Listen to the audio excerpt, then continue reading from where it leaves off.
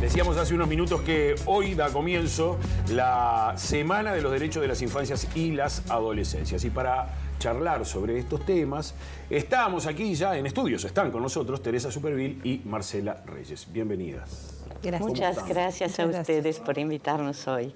Cuéntenos un poco de qué se trata esta celebración de esta semana, justamente. Bueno, somos un conjunto bastante importante de organizaciones de la sociedad civil que estamos uniendo esfuerzos dentro de la plataforma Infancia y Adolescencia para lograr mayor incidencia en el tema de los derechos de las infancias y adolescencias, porque ustedes habrán observado que no se mejora la situación. Todavía hay muchos niños, y no hablamos solo, bueno, por circunstancias de pobreza en los sectores vulnerables, pero también niños, niñas y adolescentes en general que sufren de esta situación. Entonces, la plataforma es reciente. Se lanzó durante la pandemia. Podíamos solamente hacer una actividad de difusión y de capacitación de nuestra gente. Ahora decidimos hacer una actividad hacia el público en general, hacia el sector político, hacia los medios, hacia todos los actores, ¿no? Las autoridades, etcétera, que trabajan, que tienen responsabilidad en políticas públicas de infancia y adolescencia. Por eso lanzamos esta semana que comenzaría hoy. Digo, comenzaría, espero que el tiempo juegue una mala pasada. Que Inumet nos acompañe en eso, para poder estar hoy en la Plaza 1 de Mayo, en la movida. El Parlamento se pone a la altura, pero en esta movida van a participar niños, adolescentes de varias instituciones, entre las cuales la FIFI, la Federación de Fútbol Infantil, pero también de CAIF, Club de Niños, Jardines de Infantes, escuelas, liceos, etcétera. Todas las instituciones, mismo instituciones para niños discapacitados, claro, que no están forzosamente escolarizados. Entonces, queremos hacer ese movimiento que lo llamamos Ponete a la Altura, que es simbólico. Me encantó lo de Ponete a la Altura, ¿no? Porque sí, es desde donde miramos las personas adultas a los niños, que los miramos de arriba y vemos la realidad de otro modo. Pero quería tomar una cosa que tú decías, Teresa, y preguntarle a Marcela, ¿no? Porque ustedes de alguna manera la plataforma, por lo que tú decís, se plantea sensibilizar a la población, al gobierno, a los distintos estados del gobierno, pero también a otras instituciones. Y entiendo que es reciente la incorporación de la Federación de Fútbol Infantil por ejemplo, a las actividades de esta semana. ¿Cuál es la mirada que tienen desde el fútbol infantil con la cantidad de niños? ¿Cuántos niños y niñas están allí? Y desde ¿cómo piensan trabajar e integrarse, no solo a la semana, sino al trabajo, una mirada de derechos al trabajo diario? Bueno, nosotros agradecemos, estamos muy honrados en realidad de haber sido convocados a acompañar a la plataforma en esta actividad y bueno, y si Dios quiere vincularnos y poder trabajar en conjunto. Nosotros funcionamos como asociación civil desde el año 2011, heredando la vieja departamental de Montevideo. Tenemos 104 clubes afiliados a la federación. Son alrededor de 15.000 niñas, niños y adolescentes entre 5 y 13 años. En el correr de este año conformamos el área social de la federación. Antes se funcionaba, hacíamos intervenciones puntuales, ocupándonos de diversas problemáticas de los clubes, pero bueno, hemos visto con preocupación que a muchos de los clubes de Montevideo les surgen las mismas problemáticas y bueno, con esa, digamos, por esa razón formamos el área social. Nosotros queremos hacer distintas intervenciones, nos preocupa mucho el tema de la violencia en el fútbol infantil.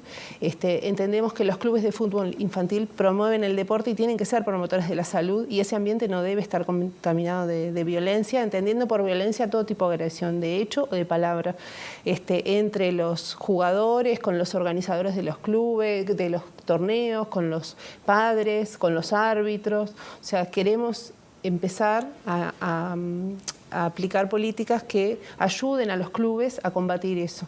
Sabemos que no es fácil, que es un problema que atraviesa toda la sociedad, pero queremos aportar nuestro granito de arena para que los clubes de fútbol infantil sean lugares más sanos. Entendemos que son lugares de construcción ciudadana y que sin que nosotros lo queramos estamos formando a los ciudadanos del futuro, porque son niños que el 30% de los clubes que tenemos afiliados a la federación están ubicados en zonas que por su situación socioeconómica, la mayoría de los niños que concurren, el único lugar de interacción, de práctica de un deporte es el club de fútbol infantil. De disfrute. De disfrute. El lugar de sentir pertenencia, de ponerte la camiseta, es un lugar que, yo digo, me gusta decir que democratiza, porque ahí todos los niños son iguales. Toman la merienda todos juntos, a los que se les da la leche, toman la misma leche todos. Entonces, ese tipo de cosas es la esencia que nosotros queremos rescatar y, bueno, en base a eso empezar a trabajar. Ahora estamos haciendo un relevamiento, esto está en desarrollo, elaboramos un formulario y lo distribuimos a través de las ligas a todos los clubes de Montevideo, que intenta conocer la situación de nuestros clubes. El formulario tiene desde preguntas en cuanto a la infraestructura. Tenemos muchos clubes que no tienen regularizados los terrenos, como datos vencidos o por renovar, hasta los problemas sociales, ¿verdad? Conocer hoy cuántas ollas populares tenemos funcionando en los clubes de fútbol infantil, cuántos merenderos, porque no hay que olvidarse también que fueron un sostén durante la pandemia de un montón de familias, ¿verdad? Y bueno, y nos parece que solos no podemos. Ya lo he escuchado decir de compañeras de la plataforma que esto es una batalla que hay que dar todos, en realidad, de visibilizar, hablar y bueno, y ponernos estar a la altura de las circunstancias, escuchar a los niños, agacharnos un poquito, como tú decías, y tener esa mirada desde las infancias y las adolescencias para hacer que ellos tengan todos sus derechos y no vulnerados, digamos, por decirlo así. Teresa, pelear contra la violencia, en un principio uno parecería que se encontrara, como dice Marcela, si lo hicieran solos, sería bastante despareja esa pelea. Ahora, cuando se juntan todos, ya es otra cosa.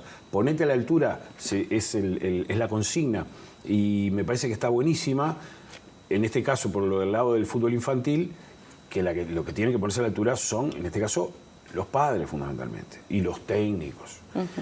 Hay una anécdota que lamentablemente es cierta, de una mamá que estaba en un partido, estaba jugando su hijo, y le gritó: ¡corre, Nahuel! ¿O querés seguir estudiando toda tu vida? ¿No? Entonces, esto simplemente es para graficar las cosas y los disparates y las barbaridades que fin de semana hasta el fin de semana se escuchan en las canchas del baby fútbol. Más allá del gran esfuerzo que también se reconoce que en muchos de esos clubes hacen grupos de padres, técnicos, dirigentes, lo que sea. Pero todavía falta mucho por recorrer en ese sentido. Y eso es violencia. Entonces me parece bárbaro que se empiece a trabajar el tema de violencia por ahí, por ese lado. Ahora, hay otros problemas que también, que no son ajenos, pero recién algo tocaste con el tema de la pandemia, la salud mental a nivel de infancias y adolescencias. Sí, por supuesto.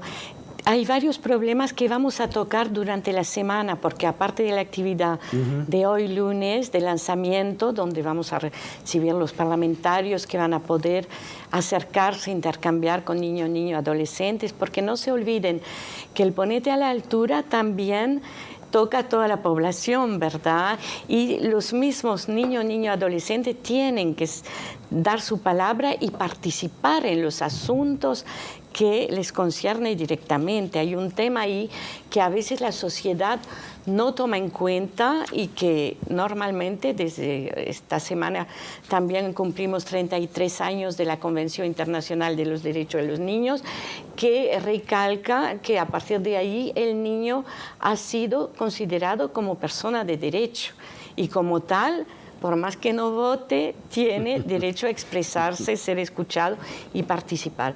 Entonces, durante la semana, en la carpa de los derechos que se va a instalar en la Plaza Libertad, Plaza Cagancha, para algunos, vamos a tener una serie de mesas temáticas que van dirigidas a toda la población, por supuesto a los educadores, maestros, técnicos, personal de salud, porque ahí hay que hacer un gran movimiento entre todos los actores que, digamos, tienen responsabilidad de cerca o de lejos y no recargar siempre a las familias.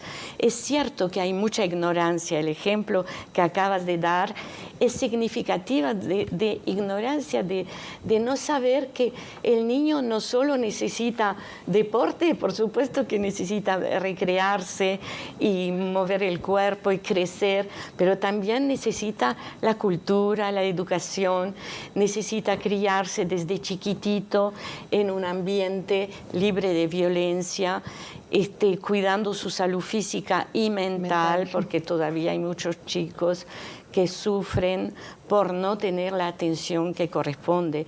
Y hablando de atención, Teresa, sí. ¿qué se le está reclamando? Ustedes que están sintiendo que falta, es decir, falta respuesta del Estado para atender estas situaciones, para atender la situación de la infancia. Manejábamos antes de la pausa que la pobreza golpea el doble a los niños y niñas que a las personas mayores. Es decir, ¿cuáles son los reclamos que hacen ustedes también a los gobiernos o a las administraciones? ¿Qué nos está faltando? Hasta la fecha, y el Uruguay ratificó en 1990, o sea, después de un año que fuera aprobada la Convención Internacional de los Derechos del Niño, la ratificó, y a partir de este momento tuvo la obligación fue ley. Se tardó mucho tiempo en actualizar y hacer un nuevo código de niñez y adolescencia, pero todavía consideramos desde la sociedad civil que no se aborda el tema en toda su integralidad. No podemos recortar a los niños, niñas, adolescentes en pequeños pedazos. Mira, el Ministerio de Salud Pública van a abordar el tema de la salud mental.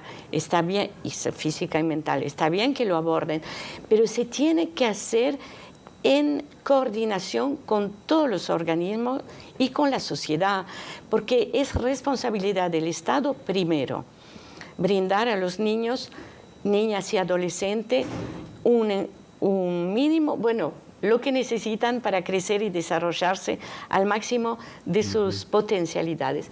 Pero también, es responsabilidad de la comunidad toda, porque a veces uno dice, estos niños, hablando de los niños que están en situación de mayor vulnerabilidad, pero primeramente que son todos los niños y niñas uruguayos que están afectados por esta situación, pueden ser afectados directamente, esa situación de vulneración de derechos, o a través, por ejemplo, de sus mamás, que, son víctimas de violencia, y entonces el niño lo sufre en carne propia en ese caso. Entonces nosotros lo que reclamamos es que haya un gran acuerdo nacional. Basta, decimos basta de que haya niños que sufran alrededor nuestro, y no podemos seguir haciéndonos la vista gorda.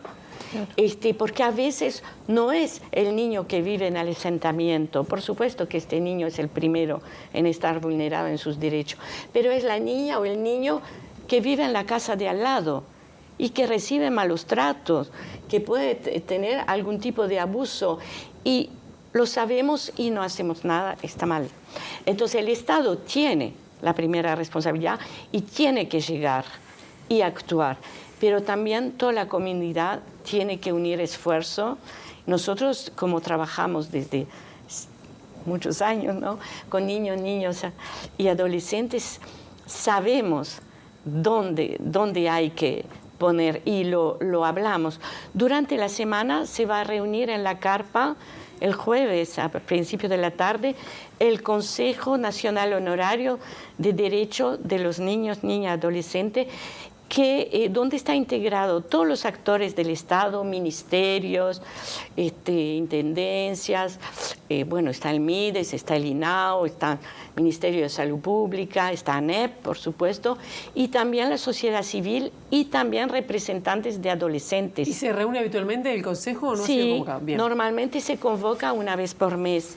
Ha quedado mucho tiempo sin ser convocado por la situación de pandemia, pero ahora se vuelve a reunir, y ahí tenemos mucha esperanza también que se puedan tomar las medidas que corresponden para avanzar. No se va a poner fin de un día al otro a la situación de vulneración de derechos en nuestros países, pero tratar por lo menos de frenarlo y de aplicar medidas. Por supuesto que algunas tienen que aplicarse más a los niños, por ejemplo, que sufren insuficiencia alimentaria. Ustedes verán que por primera vez en el Uruguay tuvimos cifras del Instituto Nacional de Estadística que son muy preocupantes. Muy preocupantes. Entonces, ese tema urgente el Estado lo tiene que tomar en cuenta, porque si el niño o niña adolescente no accede a la alimentación, no es culpa de la familia. Ahí la familia y el Estado tiene obligación, por la Convención y el Código de la Niñez, de apoyar a las familias que no tienen los recursos suficientes para brindar buenas condiciones de crianza y desarrollo para sus hijos. Los estados tienen la obligación, más allá de lo que diga una convención, por razones humanitarias. Totalmente. Los estados, y más que los estados, digo, los gobiernos, sean del signo que sean, podrán tener sus planes a corto, mediano, largo plazo para combatir el flagelo de la pobreza en la infancia. Todos esos planes están fenómenos. Pero mientras tanto, no puede haber insuficiencia alimentaria en los niños. Insisto, no es un problema del quien gobierna, es un problema de cualquiera que le toque estar al mando. Lo que sí me preocupa, y esto va por mi cuenta, es que a veces vemos actores de gobierno más preocupados por discutir el tema de las cifras que atacar el problema de fondo. Que si son 10 o son 9 o son 11 y hay que ir enseguida. Y atacar el problema de fondo quiere decir que esos chiquilines no estén haciendo cola ni nada parecido en una olla popular para comer toda la semana. Este no es un país pobre que no tenga recursos para darle a comer, sobre todo, insisto, a los chiquilines, a todos, ¿no? Justamente otro de los temas que abordan ustedes permanentemente a través de la plataforma también es el tema de la pobreza, porque eso además implica consecuencias en todos los demás aspectos del crecimiento de los chiquilines. Para el resto de toda la vida. Sí, en realidad un niño mal alimentado no se va a desarrollar bien. O sea, y nosotros, la niñez es muy importante, primero porque es el futuro, aunque parezca un cliché. El futuro y el presente. El presente y el futuro. Lógico. Y nosotros esas cosas no las podemos permitir. O sea, es urgente. Después se ve hacer análisis de números y hacer una evaluación después de cómo salimos de esto. Pero me parece que es muy importante en este momento atender.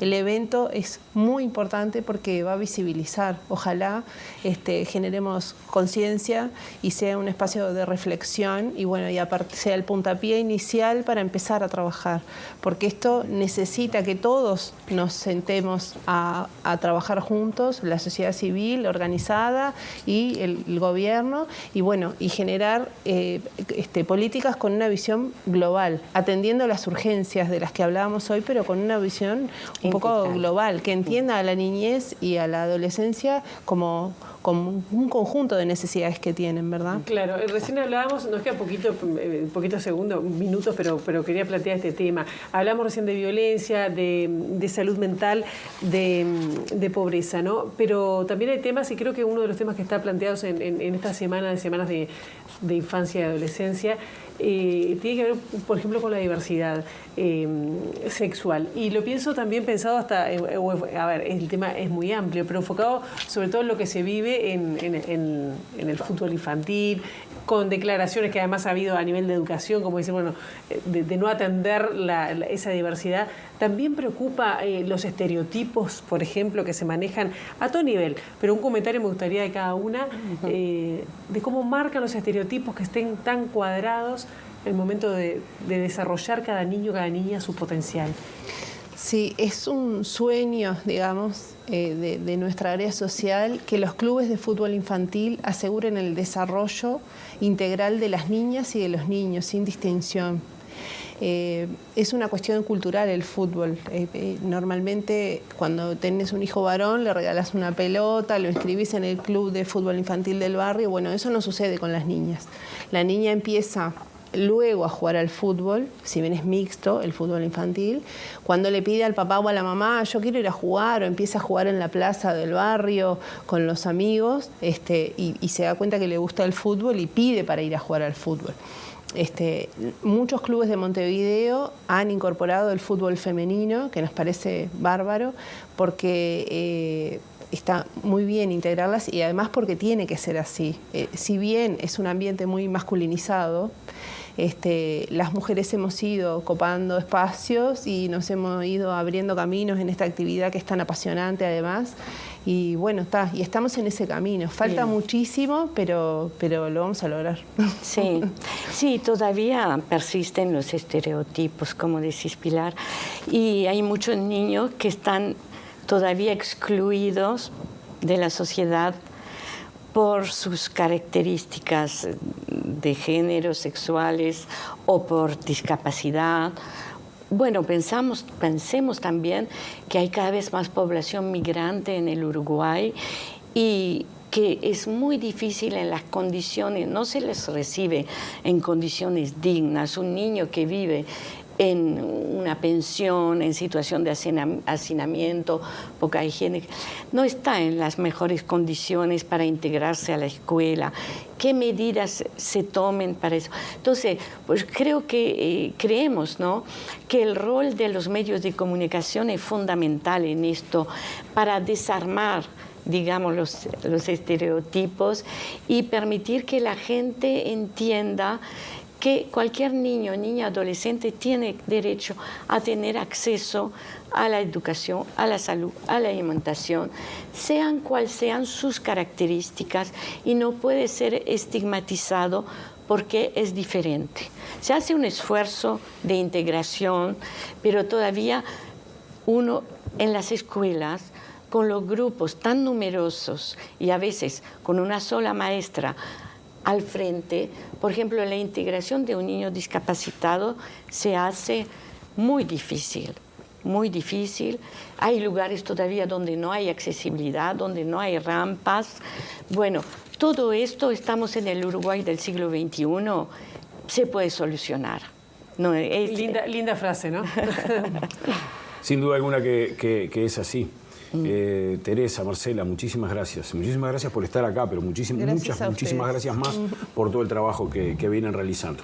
Desde aquí, desde Ciudad Viva, prometemos acompañarlo, estar atentos y tener las puertas abiertas para que ustedes vengan cuando quieran. Gracias a ustedes por el espacio. Por favor, y seguir todo lo que van a hacer en la semana, ¿no? Que vamos a estar informando también en las ediciones informativas. Están invitados a participar. Muchas gracias. Bien.